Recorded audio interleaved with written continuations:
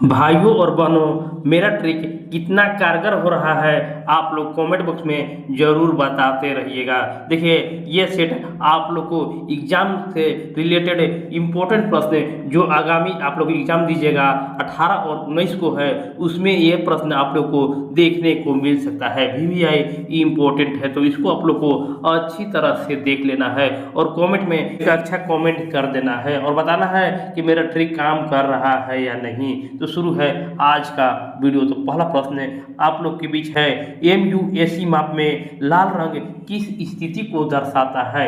MUAC माप में लाल रंग किस स्थिति को दर्शाता है? तो देखिए, इसका जवाब होगा गंभीर या तीव्र पोषण।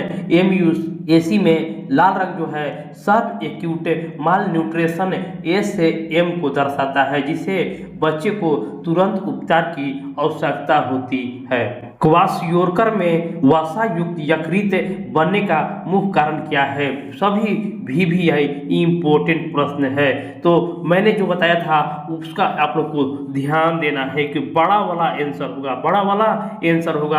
आप लोग बड़ा वाला देखिए, आंसर कीजिए। क्वाशियोर में वसा युक्त यकृत बनने में मुख्य कारण होता है प्रोटीन की कमी से लिपोप्रोटीन संश्लेषण में बाधा। प्रोटीन की कमी से लिपोप्रोटीन नहीं बन पाता है, जिसे वसा यकृत में जमा होकर फैटी लीवर बनाता है। तो इस वीडियो को आप लोग को पूरा देखना है, क्योंकि इससे आप लोग को 50 में से आप लोग को 40 नंबर 50 नंबर सभी VVI है। ऐसा ही प्रश्न आप लोग को एग्जाम में देखने को मिल सकता है। तो नेक्स्ट क्वेश्चन आप लोग के बीच है, प्रोटीन की कमी से शरीर में सबसे पहले कौन सी प्रक्रिया प्रभावित होती है? प्रोटीन की कमी जब होता है तो शरीर में सबसे पहले कौन सी प्रक्रिया प्रभावित होता है? पाचन, इम्यूनिटी, दृष्टि या श्वसन? देखिए, इसमें से कौन बड़ा है? तो इम्यूनिटी है। तो इम्यूनिटी में आप लोग को टिक कर देना है। एंटीबॉडी प्रोटीन से बनती है, इसलिए प्रोटीन की कमी से प्रतिरक्षा प्रणाली सबसे पहले कमजोर होती है। कुपोषण के चक्र को तोड़ने का सबसे प्रभावी बिंदु कौन सा होता है? कुपोषण के चक्र को तोड़ने का सबसे प्रभावी बिंदु कौन सा होता है? तो मातृत्व पोषण एवं स्वास्थ्य सुधार कुपोषण चक्र को तोड़ने का सबसे प्रभावी बिंदु होता है। यही स्वास्थ्य अगर माँ रहेगी तो स्वच्छ बच्चा रहेगा, इसलिए मातृत्व पोषण सुधार सबसे प्रभावी उपाय है। सामुदायिक स्तर पर कुपोषण का रोकथाम का सबसे प्रभावी दीर्घकालीन उपाय कौन सा है? सामुदायिक स्तर पर कुपोषण का रोकथाम का सबसे प्रभावी दीर्घकालीन उपाय कौन सा है? तो इसमें से स्वस्थ शिक्षा है, जो सामुदायिक स्तर पर कुपोषण का रोकथाम का सबसे अधिक दीर्घकालीन उपाय है, क्योंकि सही जानकारी मिलने से लोग लंबी समय तक सही पोषण को अपनाते हैं।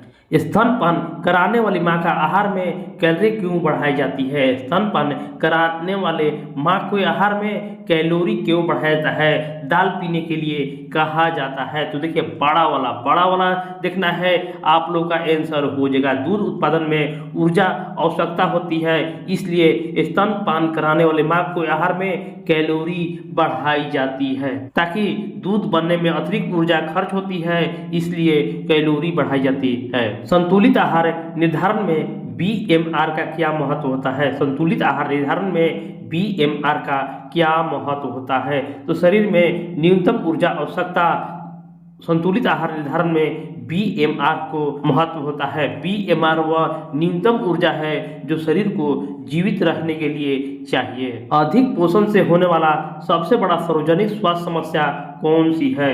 अधिक पोषण से होने वाली सबसे बड़ी सार्वजनिक स्वास्थ्य समस्या कौन सा है? तो देखिए, अधिक पोषण जो होगा तो मोटापा बढ़ेगा।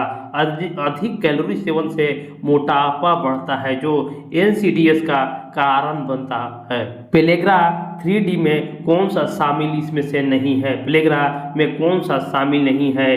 डायरिया, डेमेंशिया, डर्मेटिस और हाइड्रेशन। तो देखिए, पेलेग्रा में डिहाइड्रेशन शामिल नहीं होता है। पेलेग्रा में शामिल होता है डायरिया, डिमेंशिया और डर्मेटाइटिस जो है वो पेलेग्रा में शामिल होता है। गर्भावस्था में फोलिक एसिड की कमी से सबसे गंभीर समस्या क्या होती है? यदि गर्भावस्था में आयरन की कमी हो जाए तो क्या होगा? तो देखिए, neural tube defect, folic acid की कमी से भ्रूण की तंत्रिका नली सही नहीं बन पाती है। आयरन की कमी से एनीमिया में हेमोग्लोबिन कम क्यों हो जाता है? आयरन की कमी जब होगा तो एनीमिया में एचबी कम क्यों हो जाता है? तो एचबी संश्लेषण में बाधा के कारण एचबी का आयरन एचबी का मुख्य घटक है, इसकी कमी से एचबी नहीं बन पाता है। विटामिन ए की कमी से क्या होता है? विटामिन ए की कमी से क्या होता है? तो इसका जवाब को आप लोग को कमेंट बॉक्स में देना है कि अधिकता हो जाएगा, रेटिनॉल की कमी हो जाएगा, प्रोटीन की कमी होगा या कार्बोहाइड्रेट की कमी होगा। तो विटामिन ए की कमी से रतौंधी क्यों होता है? ए से एम की पहचान किस माप से की जाती है? सारा प्रश्न भी आई है। तो ए से एम की पहचान जो है MUAC से ए से एम की पहचान की जाती है। मोरमस और क्वासियोर में सबसे अधिक विश्वसनीय अंतर क्या होता है? मोरमस और क्वासियोर में सबसे विश्वसनीय अंतर क्या होता है? तो सूजन सबसे विश्वसनीय अंतर होता है। क्वासियोर में सूजन होती है और मोरमस में नहीं होती है। क्वासियोर में सूजन का मुख्य कारण क्या है? क्वासियोर में सूजन का मुख्य कारण क्या होता है? तो सीरम एल्बुमिन की कमी क्वासियोर में कमी से सूजन हो जाता है। PEM में सबसे पहले किसकी कमी होती है? PEM में सबसे पहले प्रोटीन की कमी होती है। PEM का मुख्य कारण ही प्रोटीन की कमी होता है। कौन सा पोषण तत्व ऊर्जा नहीं देती है लेकिन आवश्यकता है? कौन सा पोषक तत्व जो है जो ऊर्जा नहीं देता है लेकिन आवश्यकता है? तो देखिए विटामिन जो है ऊर्जा नहीं देता है लेकिन शारीरिक क्रियाओं के लिए विटामिन जरूरी होता है। सभी पोषक तत्व उचित मात्रा में मिलने पर क्या कहलाता है? सभी पोषक तत्व यदि उचित मात्रा में मिले तो उसे क्या कहा जाता है? आंसर होगा संतुलित आहार। संतुलित आहार में सभी पोषक तत्व सही अनुपात में होता है। गर्भावस्था में आयोडीन की कमी से सबसे गंभीर प्रभाव क्या पड़ता है? गर्भावस्था में यदि आयोडीन की कमी हो जाए तो सबसे गंभीर समस्या जो होता है क्रेटिनिज्म में हो जाता है। आयोडीन की कमी से भ्रूण में मानसिक मंदता होती है। IMR इन्फेंट मोर्टेलिटी रेट की गणना में हर क्या होता है? देखिए IMR की गणना में हर आप लोग जानते हैं अंश और हर, तो हर क्या होती है? तो हर होता है कुल जीवित जन्म, कुल जनसंख्या बटे कुल जीवित जन्म जो है वो IMR में हर होता है। बाल स्वास्थ्य सेवाओं का मुख्य उद्देश्य क्या होता है? बाल स्वास्थ्य सेवाओं का मुख्य उद्देश्य क्या होता है? तो अगर हमारा आप लोग ट्रिक जान गए हैं तो इसका जवाब कमेंट बॉक्स में जरूर दीजिएगा। सामुदायिक पोषण कार्यक्रम की सफलता का सबसे सही सूचक क्या होता है? सामुदायिक पोषण कार्यक्रमों में सफलता का सबसे सही सूचक क्या होता है? तो बच्चों में पोषण स्थिति में सुधार के कारण सफलता सबसे सही सूचक होता है। अधिक पोषण से होने वाला रोग कौन सा है?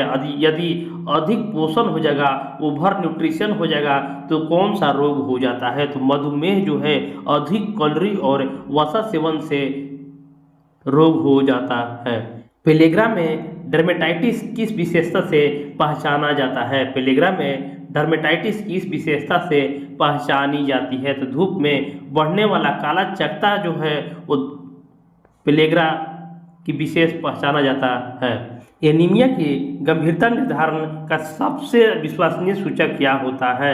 एनीमिया की गंभीरता का निर्धारण का सबसे विश्वसनीय सूचक क्या होता है? तो हीमोग्लोबिन स्तर को जांच करने पर एनीमिया की गंभीरता का निर्धारण पता चलता है। शिशु में केवल स्तनपान 6 माह तक ही क्यों आवश्यक है? शिशु में केवल 6 माह तक स्तनपान क्यों आवश्यक है? तो सभी आवश्यक पोषण तत्वों की प्रतिरक्षा मिलती है, इसलिए 6 माह तक केवल स्तनपान जरूरी है। उसमें एंटीबॉडीज पाई जाती है। संतुलित आहार में वसा का प्रमुख कार्य क्या होता है? संतुलित आहार में वसा का प्रमुख कार्य vitamin A, D, E, K का अवशोषण होता है। कुपोषित बच्चों में संक्रमण जल्दी क्यों होता है? कुपोषित बच्चों में संक्रमण जल्दी क्यों होता है? तो कमजोर प्रतिरक्षा प्रणाली के कारण कुपोषण का इम्यून सिस्टम कमजोर हो जाता है। तंत्रिका बेरी का मुख्य कारण क्या होता है? तंत्रिका बेरी का मुख्य कारण क्या होता है? थायमिन विटामिन ए की कमी से बेरी हो जाता है, जिसमें तंत्रिका तंत्र प्रभावित करता है। कैल्शियम का अवशोषण किस पर निर्भर करता है? कैल्शियम का अवशोषण किस पर निर्भर करता है? तो विटामिन डी पर कैल्शियम का अवशोषण निर्भर करता है। बाल स्वास्थ्य सेवाओं का मुख्य उद्देश्य क्या होता है? बाल स्वास्थ्य सेवाओं का मुख्य उद्देश्य बच्चों के शारीरिक, मानसिक, सामाजिक विकास का बढ़ावा देना बाल स्वास्थ्य सेवाओं का उद्देश्य होता है। हमारा वीडियो आप लोग को कैसा लगता है कमेंट बॉक्स में आप लोग जरूर बताइएगा। आवाज़ थोड़ा भारी है, इसके लिए बहुत लोग हमारे चैनल पर न देख कर ही चले जाते हैं, लेकिन मैं आप लोग के लिए बहुत अच्छा कंटेंट लेकर आता हूं और इसमें आप लोग को ट्रिक मैं बता रहा हूं कि अगर आप लोग को कुछ नहीं आए तो आप लोग को आंसर कैसे करना है। तो इसीलिए आप लोग को ये वीडियो को आप लोग को पूरा जरूर देख लेना है। IMR इन्फेंट मोर्टलिटी रेट के गणना में हर क्या होता है? गणना में हर जो होता है कुल जीवित जन्म जो है वो IMR में हर हो जाता है। विटामिन ए की कमी से बच्चे में कौन सी खतरा बढ़ जाता है? विटामिन ए की कमी से बच्चे में ऑप्शन सी अंधापन व संक्रमण बढ़ जाता है। तो विटामिन ए की कमी से रतौंधी, अंधापन और संक्रमण की आशंका विटामिन ए की कमी से बढ़ जाता है। खसरा से बचाव का सबसे प्रभावी तरीका क्या है? खसरा से बचाव का सबसे प्रभावी तरीका टीकाकरण होता है। खसरा एक वायरल रोग होता है जिससे बचाव का सर्वोत्तम उपाय टीकाकरण है। बाल रोगों की रोकथाम में स्तनपान का मुख्य भूमिका क्या होती है? बाल रोगों का रोकथाम में स्तनपान की मुख्य भूमिका क्या होती है? तो देखिए, प्राकृतिक प्रतिरक्षा प्रदान करना, बड़ा वाला देखना है, आप लोग को आंसर कर देना है, क्योंकि माँ की दूध में एंटीबॉडीज होती है जो बच्चों को रोगों से बचाती है, इसलिए बच्चों को स्तनपान की आवश्यकता होती है। ORS का मुख्य कार्य क्या होता है? ORS का मुख्य कार्य क्या होता है? तो इसका जवाब आप लोग को कमेंट बॉक्स में देना है ट्रिक के सहायता से। डायरिया से ग्रसित बच्चों में सबसे पहले किससे मृत्यु का खतरा होता है? डायरिया से ग्रसित बच्चों में सबसे पहले निर्जलीकरण का खतरा के कारण मृत्यु होता है। बार बार दस्त से शरीर का पानी में पानी की भारी कमी हो जाती है, इसलिए यह मृत्यु का खतरा होता है। निमोनिया से होने वाली बाल मृत्यु कम करने का सबसे प्रभावी उपाय क्या होता है? निमोनिया से होने वाला बाल मृत्यु को कम करने का सबसे प्रभावी उपाय होता है शीघ्र पहचान व रेफरल, जिससे समय पर पहचान और रेफरल से मृत्यु रोकी जा सकती है। IMNCI में एन का क्या अर्थ होता है? IMNCI में एन का क्या अर्थ होता है? तो न्यूनेटल जो है वो एन का अर्थ होता है। बाल मृत्यु दर को कम करने की सबसे महत्वपूर्ण रणनीति कौन सी होती है? बाल मृत्यु दर को कम करने का सबसे महत्वपूर्ण रणनीति टीकाकरण एवं मातृ शिशु देखभाल करना बाल मृत्यु दर की कम करने का सबसे महत्वपूर्ण नीति होती है। आंगनबाड़ी केंद्र में बच्चों के पोषण स्थिति आंकने का सबसे सरल तरीका क्या होता है? आंगनबाड़ी जो ICDS से चलता है, आंगनबाड़ी में बच्चों को पोषण स्थिति आंकने के लिए सबसे सरल तरीका होता है वजन आयु चार्ट से सबसे समान तरीका होता है। ICDS के अंतर्गत कौन सी सेवा शामिल नहीं है? अनुपूरक पोषण, स्वास्थ्य शिक्षा, टीकाकरण या प्री स्कूल शिक्षा। तो देखिए, ICDS से टीकाकरण जो है वो सेवा शामिल नहीं है। टीकाकरण जो है UIP के अंतर्गत आता है। ICDS कार्यक्रम का मुख्य लाभार्थी समूह कौन सा होता है? ICDS कार्यक्रम का मुख्य लाभार्थी समूह कौन सा होता है? तो 0 से 6 वर्ष के बच्चे और महिलाएं ICDS कार्यक्रम के मुख्य लाभार्थी होते हैं। जन्मजात हृदय रोग RBS में डी में क्या आता है? देखिए, डी में क्या आता है? तो डी में आता है डिफेक्ट ऑफ बर्थ। जन्मजात हृदय रोग में डी में आता है। RBSK के अंतर्गत 4D में कौन शामिल नहीं है? 4D में क्या शामिल नहीं है? तो डिहाइड्रेशन जो है 4D में शामिल नहीं है। RBSK कार्यक्रम के मुख्य फोकस किस आयु वर्ग पर होती है? RBSK कार्यक्रम का मुख्य फोकस किस आयु वर्ग पर होती है? तो 0 से 18 वर्ष के 18 वर्ष पर आरबीएस के कार्यक्रम का मुख्य फोकस होता है। बाल्यावस्था में आईएमआर बढ़ाने का प्रमुख कारण कौन सा रोग है? बाल्यावस्था में आईएमआर बढ़ाने का प्रमुख कारण कौन सा रोग होता है? तो दस्त प्रमुख रोग होता है। दस्त से निर्जलीकरण होकर मृत्यु को खतरा बढ़ जाता है।